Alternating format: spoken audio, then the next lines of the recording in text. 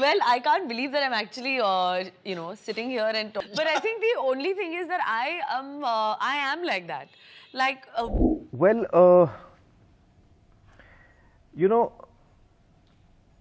I mean, whether a person can actually, use the tools of cinema to tell a story, if I have to test that. Well, I mean, yeah, I think you're absolutely right. And even she knows this. for me, at the end of the day, it is, yes, it's my job and everything. I was like, okay. Did you notice anything? अरे भाई ये celebrities भी use करते हैं क्या ये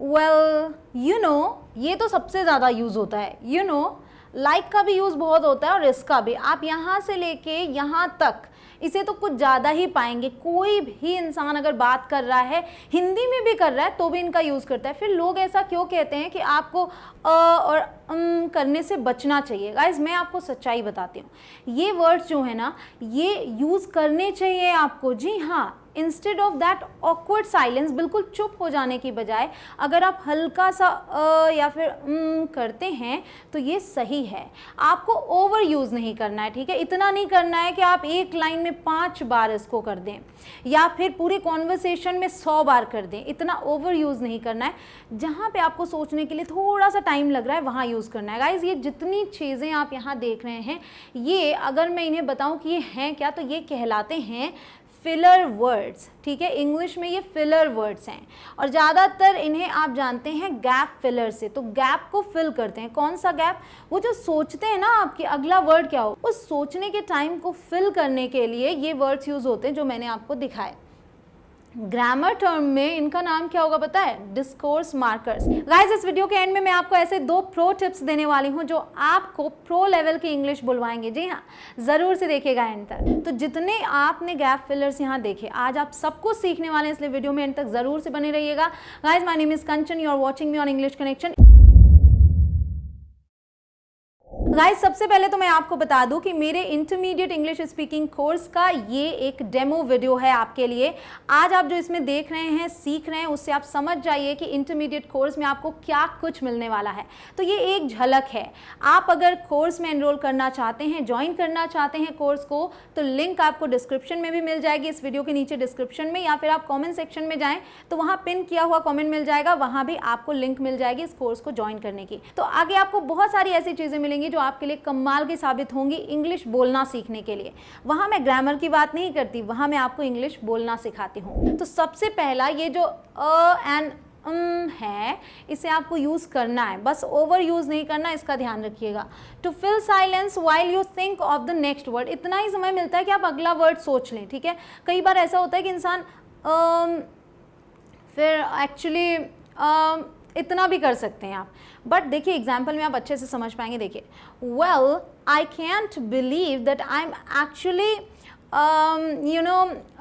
sitting here and talking अभी करीना की बात आपने सुनी उसने डिट्टो यही सेंटेंस बोला था well I can believe that I am actually sitting here and talking देखा जब इसे फ्लो में लाते हैं तो ये इस तरीके से साउंड करता है तो ये बोल के अगला वर्ड सोच लिया यू नो कर दिया फिर ये कर दिया तो ये सोच लिया तब तक ठीक है अभी मैं आपको बताऊंगी कि यू नो के साथ मतलब यहाँ से लेके एक तरीके से यहाँ तक इन्होंने फिलर वर्ड्स ही यूज़ कर लिए बट इतना टाइम मिल गया कि ये वाला उन्हें पूरा रेस्ट ऑफ द सेंटेंस मिल गया कि आगे बोलना क्या है but the only thing is that I am like that तो यहाँ पे भी इनको टाइम मिल गया सोचने के लिए कि आगे क्या सेंटेंस है तो इस तरीके से आप इन्हें यूज़ कर सकते हैं और बहुत ही आराम से वीडियो के एंड में मैं आपको कॉन्वर्सेशन भी दिखा दूंगी कि कैसे कोई प्रश्न पूछता है और कैसे आप जवाब देते हैं तो बहुत ही मतलब एक फुल पैकेज होने वाली है ये वीडियो आपके लिए पूरा ज़रूर से देखिएगा मज़ेदार वीडियो है आपके सारे काम भी बनने वाले हैं कि अब से आप बीच में रुकें तो क्या बोलें ठीक है एक एक करके समझते जाते हैं वेल ये बहुत यूज़ होता है और मोस्टली ये सेंटेंस के स्टार्टिंग में यूज़ होता है जैसे कि आप रुके हैं या आपसे किसी ने सवाल पूछा तो आप वेल करके अपना जवाब शुरू कर सकते हैं when we start to talk after a pause ठीक है उसके बाद वेल से शुरू कर सकते हैं तब तक आपको मिल जाता है time to delay your answer in order to have more time तो अपने आंसर को डिले करने के लिए आप इसका यूज़ करते हैं to avoid giving an answer sometimes क्या होता है कि आप आंसर नहीं देना चाहते तो वेल फिर आप अपने टॉपिक को कभी कभी चेंज भी कर लेते हैं यहाँ से, ठीक है। वो आपके ऊपर है कि आप अपना कितना आर्ट दिखाते हैं कॉन्वर्सेशन में, कैसे आप टॉपिक को चेंज करते हैं। ये सब करते करते आएगा, एक दिन में नहीं आएगा, आपको धीरे धीरे हैबिट डालनी होगी। एग्जाम्पल देखिए, यू नो दैट्स ट्रू, किसी ने कोई सवाल किया, उस पर ये जवाब है। लास्ट में मैं आपको सवाल के साथ भी दिखाऊंगी। Well I guess ₹1200 is a good price for a pair of pants. ठीक, कोई पूछता है कि ये प्राइस ठीक है। वेल आई गेस, समझ रहे हैं आप, आई गेस भी इवन क्या है, एक filler word, I mean filler phrase की तरह यूज़ होता है। Well fine, you can borrow my guitar. मान लो कि आपके पास कोई आता है, मुझे गिटार दे देना भाई। Well fine, you can borrow my guitar. तो उतनी देर आपने सोच लिया कि देना है कि नहीं देना है उसको, ठीक है। अब आते हैं यू नो, जो कि बहुत ज़्यादा यूज़ होता है, मोस्टली सभी लोग यूज़ करते हैं, आप कह सकते हैं। When you are trying to think of what to say next, वही बात है कि क्या आपको बोलना है वो सोचते वक्त। When you assume the listener already knows what you are talking about. You know का मतलब देखिए ना, यू नो का मतलब होता है आप जानते हैं। तो कई बार क्या होता है कि जैसे कि जिस बारे में आप बात कर रहे हैं, तो आपको ये पता है कि लिसनर को इस बारे में पता है, थोड़ी नॉलेज है, तो आप यू नो करके अपनी बात को आगे कंटिन्यू करते हैं। यू नो, जानते ही हैं आप, ऐसा ऐसा, जानते ही आप, यू नो, ऐसे करके आप बात कंटिन्यू करते हैं। When you feel the listener just understands what you mean. Sometimes क्या होता है कि अगर आपको ये लगता है कि सामने वाला समझ रहा है उस चीज़ को, ठीक है, तो भी आप यू नो करके अपनी बात को आगे कंटिन्यू करते हैं। देखिए कैसे, I am not happy with the situation but you know there isn't much I can do about it. ठीक, you know all of these things are common at this age. मतलब इस समय, ऐसे समय में ये सारी चीज़ें बहुत ही कॉमन है। यू नो मतलब आप भी तो इस परिस्थिति से परिचित है ना। You know the situation, so you know. Every time I get the feeling you know whether I am doing it right. हर बार मुझे ऐसा लगता है कि क्या मैं ये सही कर रहा हूँ। तो every time I get the feeling you no, उसके बाद देखिए ये भी यूज़ किया, तो आप जोड़ सकते हैं यू नो इस तरीके से जोड़ के भी साथ में यूज़ कर सकते हैं। अब आते हैं यू सी। यू सी भी इट्स काइंड ऑफ सिमिलर, ठीक है, उससे थोड़ा सिमिलर है, लेकिन इसमें फ़र्क है। वहाँ था जब आपको ये लगता है कि सामने वाला सिचुएशन को जानता है, बट यू सी आप तब बोलते हैं जब सामने वाला सिचुएशन को नहीं जानता। एक तरीके से आप जैसे ऐसे कहते हैं ना, मैं वहाँ गया था, देखो ना ऐसा हो गया, देखो ना ऐसा हो गया, मतलब कि उसे पता नहीं है लेकिन मैं बता तो रहा हूँ ना। तो ऐसे में यूज़ करते हैं you see. When you assume the listener doesn't know, देखो ना, doesn't know what you are talking about. तो किसी को आप कोई इन्फॉर्मेशन दे रहे हैं, कुछ स्टोरी बता रहे हैं, मेरे साथ ऐसा हुआ फिर ऐसा हो गया, तो वहाँ पे आप यू सी यूज़ करेंगे, ठीक है।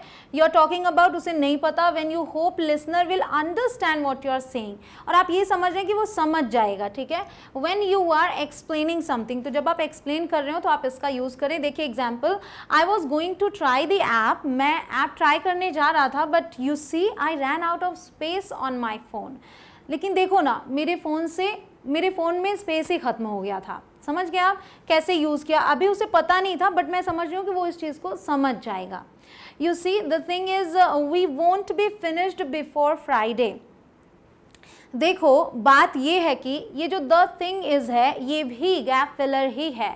द थिंग इज़, बात ये है कि कोई कुछ पूछे द थिंग इज़, फिर आगे आपने कंटिन्यू कर लिया। You see the thing is we won't be finished before Friday. यहाँ देखिए, you see I am one of those people who likes to try new things. देखो मैं उन लोगों में से हूँ जिन्हें नई चीज़ें करना पसंद होता है। सो यू सी, देखो समझाते हुए, एक्सप्लेन करते हुए, क्लियर हो गया। अब आते हैं लाइक। लाइक भी बहुत यूज़ होता है, even sometimes it is over used. बहुत सारे लोग इसे बहुत बार यूज़ कर लेते हैं, कुछ ज़्यादा ही यूज़ कर लेते हैं। इवन मैं क्या बार बार यूज़ करती हूँ वो है यू नो। यू नो मैं भी यूज़ करती हूँ अक्सर, ठीक है।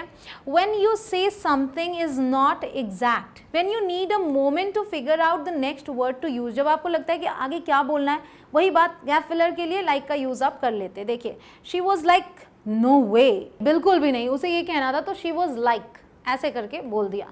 I was like it happened, ठीक। तो ये कॉन्वर्सेशन आप ऐसे समझिए कि मान लीजिए ये वो है और ये मैं हूँ, और मैं कोई बात बता रही हूँ कि ऐसा हुआ था, तो मेरी जो फ्रेंड है वो शॉक्ड होके कहती है नो वे। तो मैंने आपको क्या बताया, शी वॉज लाइक नो वे, मतलब वो कह रही है कि पॉसिबल ही नहीं है। तो मैं कह रही हूँ आई वॉज लाइक इट हैपेंड, मतलब मैंने उसको ये समझाया, मैं ये समझाना चाह रही थी कि ऐसा हुआ था। तो इसको हमने किस तरीके से 2 वर्ड्स में बता लिया ना, इट हैपेंड कह के। I was like it happened, she was like no way. समझ गए होंगे आप। My friend was like completely ready to like kick me out of the car if I didn't stop using the word like. यहाँ पे क्या है कि बार बार like का यूज़ हो रहा है, तो ये एग्जाम्पल भी वैसा ही है कि my friend was like, मेरी friend completely ready to like kick me out of the car, कि मुझे कार से बाहर निकाल देती, बाहर धक्का दे देती if I didn't stop using the word like, अगर मैं like का यूज़ बार बार करना बंद ना करती, मतलब ओवर यूज़ हो गया था। ये एक एग्जाम्पल मैं आपको दे रही हूँ कि इस तरीके से आप इन्हें यूज़ कर सकते हैं, बट ओवर यूज़ नहीं करना। It was like getting pretty late. It was like getting pretty late, ठीक है, तो like बोल के थोड़ा सा टाइम लिया कि काफ़ी देर हो रही थी, but I didn't want to go home yet, लेकिन मैं तब घर नहीं जाना चाहती थी। अब मैं आपको देती हूँ एक प्रो टिप, एक नहीं दो दूंगी। सो प्रो टिप नंबर 1, देखिए सबसे बड़ी प्रॉब्लम क्या होती है कि जब आपसे कोई सवाल करता है, तो क्योंकि वो सवाल ऐसे अचानक से आता है, जैसे अचानक से बारिश आती है, तो अगर छाता नहीं है तो क्या करें। तो जब आपके पास छाता नहीं है, मतलब समय नहीं है, तो समय खरीदने का जो तरीका होता है, समय खरीदना मतलब समय खुद से ही निकालना है आपको, कि आप अपने जवाब के पहले उतना समय लें कि आप जवाब सोच लें। तो आप क्या बोल दीजिए, पार्डन, हालांकि आपने सवाल अच्छे से सुन लिया है, बट ये एक प्रो टिप मैं आपको दे रही हूँ, एक तरीका होता है कि आपके पास टाइम उतना बच जाए। तो क्या बोलेंगे आप, पार्डन, मतलब इसका होता है कि आपने क्या कहा, मैंने सुना नहीं, माफ़ कीजिएगा मैंने सुना नहीं, तो वो फिर से बोलेगा, तब तक में आप अपना जवाब सोच सकते हैं जब तक वो सवाल को दोहराता है, या फिर सॉरी, ठीक है, तो वो सवाल को दोहराएगा, तब तक आपने अपना जवाब सोच लिया। ये तो हो गया आपका pro tip number 1, that is pretend you haven't heard, मतलब दिखाओ कि आपने सुना नहीं। फिर है आपका pro tip number 2, repeat the question, ठीक है। अगर आपने सवाल को सुन लिया है और आपको जवाब में थोड़ा टाइम लग रहा है, या फिर कोई ऐसा ऑकवर्ड सवाल है जो आप बताना नहीं चाहते हैं तुरंत, तो आप सोचें कि इसको किस तरीके से जवाब दूं, तो आप रिपीट कर दीजिए उसके क्वेश्चन को। कैसे, किसी ने सवाल किया, hey how much money do you make, hey तुम कितना कमाते हो, तो अब ये तो पर्सनल क्वेश्चन है, हर कोई अपनी कमाई नहीं बताना चाहता, राइट। तो ऐसे में आप तुरंत क्या करें, यू वॉन्ट टू नो, आप ये ऐड कर सकते हैं या ना भी ऐड करें, सिंपली आप बोल सकते हैं how much money do I make करके आप अपनी बात को बोल सकते हैं। या फिर मैं इसको इस तरीके से करती हूँ, you want to know how much money I make, well I make enough to pay my bills, ठीक। इसमें क्या कि आपको बताना भी नहीं पड़ा, और ये हो गया कि भाई जितने मेरे बिल्स आते हैं उन्हें मैं पे करने के लिए सफिशिएंट कमा लेती हूँ, ठीक। So you want to know how much money I make, well, तो पहले आपने उसके सवाल को ही रिपीट किया, फिर वेल भी बोल लिया, इतना ज़्यादा आपको टाइम मिल गया, ठीक। एक और एग्जाम्पल देख सकते हैं, हाउ ओल्ड आर यू, अगर लड़कियों से कोई पूछ ले हाउ ओल्ड आर यू, तो लड़कियां तो झट से जवाब नहीं देती, इसमें क्या बोल सकते हैं, हाउ ओल्ड एम आई, सवाल को रिपीट किया, पहले टाइम मिल गया, आप बोलते हैं well I am in my 20s, ठीक। तो इससे क्या हुआ कि आपने अपनी एग्जैक्ट एज नहीं बताई और बात कंटिन्यू भी कर ली, आपने जवाब भी दे लिया अच्छे से, ठीक है। तो अब गाइस देखिए, conversations based on gap fillers. अब आपको मैं देती हूँ कि इन्हीं गैप फिलर्स पर बेस्ड क्वेश्चंस, मैं आपको डेफिनेशन तो दे चुकी, सब कुछ बता चुकी कैसे यूज़ करना है। आप चाहें तो इनके स्क्रीनशॉट्स ले लें, या फिर आप इनकी PDF चाहते हैं तो आप पहुँच जाइए मेरे टेलीग्राम ग्रुप पे। जी हाँ, अगर आप टेलीग्राम ग्रुप पे जाते हैं तो वहाँ पे आपको ये PDF अवेलेबल रहेगी। मैं आपको थोड़ा थोड़ा टाइम दे रही हूँ जिससे कि आप स्क्रीनशॉट ले लें। अब आप सोच रहे होंगे कि मैंने आपको शुरू में और भी गैप फिलर्स दिखाए थे जिसमें कि फ्रेजेस थे जो थोड़े लंबे थे, उनका क्या हुआ। तो गाइस, जैसा कि मैंने बताया कि ये मेरे कोर्स का पार्ट है, उस कोर्स का जो कि इंटरमीडिएट कोर्स मैंने बनाया है दुरीना ऐप पर।